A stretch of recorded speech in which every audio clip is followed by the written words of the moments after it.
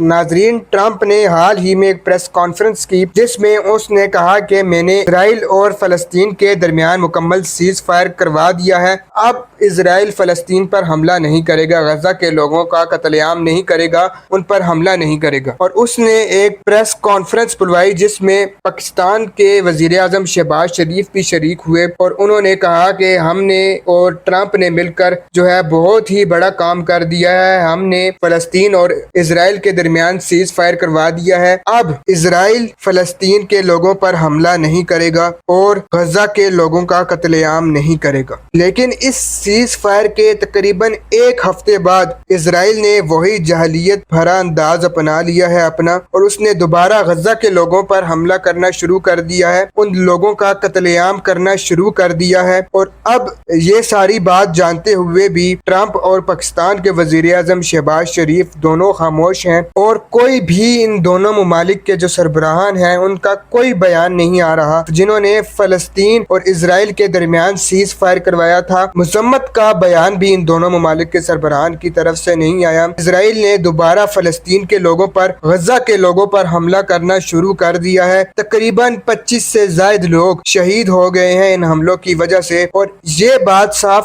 साबित हो गई है कि इसराइल जो कुछ भी कर रहा है ट्रंप की मर्जी से कर रहा है, ट्रंप की इजाजत से कर रहा है। जब ट्रंप ने उसे कहा कि तुम इन लोगों पर हमला करना छोड़ दो तो इसराइल पीछे हट गया, उसने हमला नहीं किया। लेकिन अब अगर ट्रंप ने उसको इजाजत दी है तो तब ही वो फलस्तीन पर, गजा पर हमला कर रहा है। ये ट्रंप की इजाजत से हो रहा है। ट्रंप ने मुनाफकत करके पहले अपने ऊपर जो है उसने वाह करवाई और अब दोबारा फिर वो फलस्तीन के लोगों पर हमला कर रहा है ट्रंप के जरिए। और फलस्तीन को तकरीबन 90% तो इसराइल ने तबाह कर ही दिया है, जो 10% रह गया है वो भी इसराइल खत्म कर रहा है ट्रंप की इजाजत से। यहाँ पर ट्रंप की मुनाफकत बिल्कुल जाहिर हो रही है और इसके साथ पाकिस्तान के वजीर आजम शहबाज शरीफ भी बिल्कुल शरीक है, क्योंकि उनकी तरफ से किसी किस्म की मजम्मत नहीं हो रही।